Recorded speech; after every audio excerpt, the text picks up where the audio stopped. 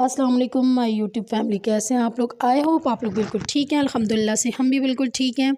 तो यहाँ पे बनाने लगी हैं अम्मी मिक्स वेजिटेबल्स। तो यहाँ रेसिपी है मेरी अम्मी की, लेकिन मैं उनकी हेल्प करवा रही हूँ।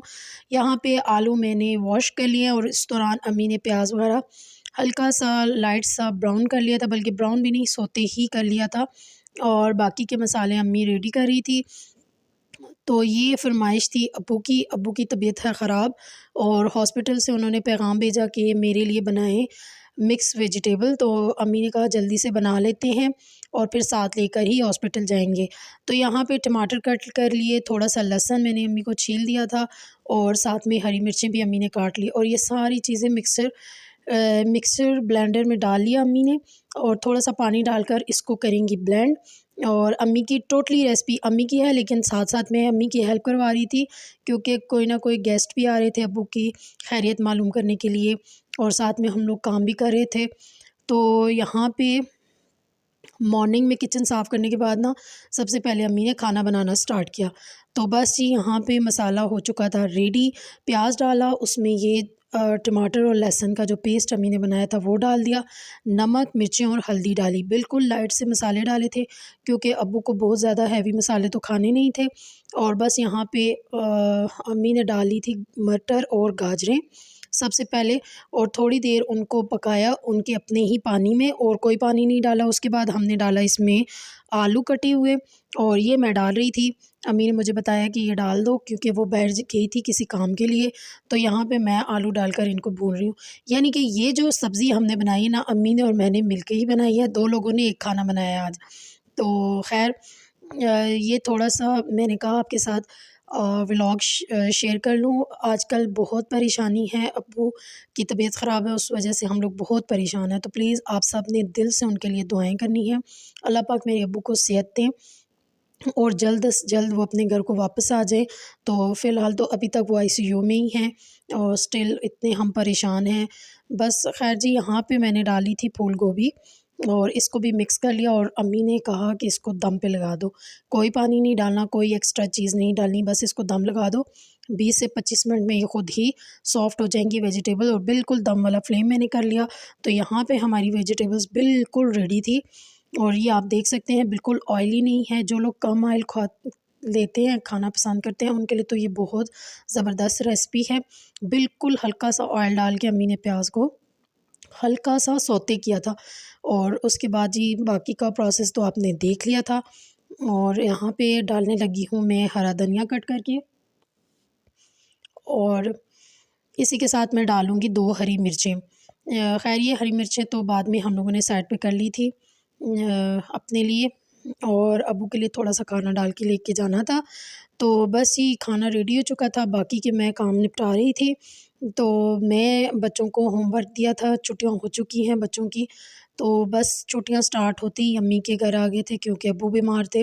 मेरा बहुत अच्छा प्लान था इस दफ़ा वेकेशंस को बहुत अच्छे से हम लोगों ने वेकेशंस मनानी है बच्चों की, लेकिन बस जैसे अल्लाह पाक की मर्ज़ी हो वैसा ही होता है। हम ख़ुद तो बहुत कुछ सोचते हैं लेकिन होता वो नहीं है जो हम सोच रहे होते हैं, होता वही है जो अल्लाह पाक की मर्ज़ी हो।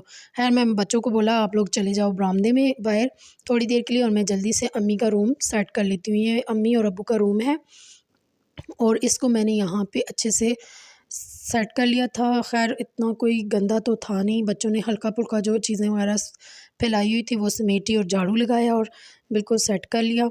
रूम हो चुका था बिल्कुल साफ़-सुथरा और साथ में मैंने थोड़ी बहुत डस्टिंग भी कर ली थी। और उसके बाद बच्चे थे बाहर बैठे हुए, उनको थोड़ा-सा मज़ीद होमवर्क दिया और वो अपना काम कर रहे थे कंप्लीट क्योंकि हमने जाना था हॉस्पिटल। तो साथ में अम्मी कपड़े आयरन कर रही थी भाइयों के और लाइट का कोई पता ही नहीं चलता यहाँ पे, बस आना-जाना लगा हुआ है इन दिनों, लोड शेडिंग बहुत ज़्यादा है। तो अम्मी ने सोचा कि थोड़े से कपड़े आयरन कर लेती हूँ। यहाँ मैं आ चुकी थी भाइयों के रूम में, ये मेरे छोटे दोनों भाइयों का रूम है और इसको करते हैं नीट क्योंकि एक बेड तो बिल्कुल नीट था, जो भाई मेरा हॉस्पिटल में रात को अब्बू के पास होता है उस वाला बेड तो बिल्कुल सेट था। लेकिन जो जनाब आते हैं ना घर, उनका बेड बिल्कुल इस तरह से कुछ फैला हुआ था। तो इसको मैं करती हूँ समेटती हूँ और फिर झाड़ू वगैरह लगाती हूँ।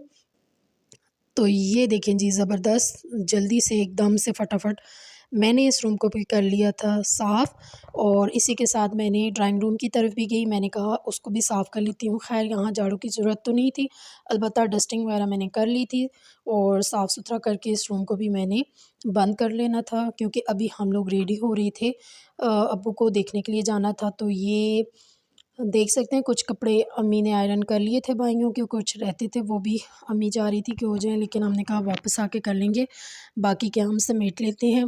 तो बस कुछ इस तरह से, और फिर मैं साथ में घड़ी, अम्मी के घर में ना जितने रूम हैं, एक रूम में घड़ी चल रही थी, बाकी सारे रूम में बरामदों में घड़ियाँ बंद थी, सबके सेल बिल्कुल ख़त्म हुए थे। तो मुझे अम्मी ने यह टास्क दिया था कि जल्दी से सारी घड़ियों में सेल डाल दो, और एक बल्ब भी हमने लगाना था, वो भी मैंने लगा लिया।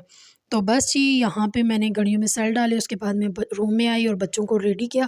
तो बच्चे कुछ इस तरह से रेडी हो चुके थे, और दोनों को मैंने रेडी कर लिया था। यहाँ पे इतनी ज़्यादा ठंड है, और पूरे एबटाबाद में ही ठंड है, लेकिन ये जो अम्मी लोगों का घर है ना जिस एरिया में, इसमें धूप नहीं लगती। जनवरी मार्च, दिसंबर, जनवरी, मार्च तक मतलब धूप नहीं होती, फरवरी में, मार्च में। तो बस यहाँ पे बहुत ज़्यादा ठंड होती है। तो यहाँ मैं और अम्मी रेडी हो चुके थे, और इसके बाद हम लोग आ चुके थे हॉस्पिटल। तो अब्बू आईसीयू में है, तो आईसीयू में एक बंदे से ज़्यादा अलाउ ही नहीं होता। तो बस जी यहाँ बाहर मैं और मेरा भाई, और भाई क्योंकि मॉर्निंग से ही अब्बू के पास था, तो वो बाहर आया और अम्मी को अंदर भेजा।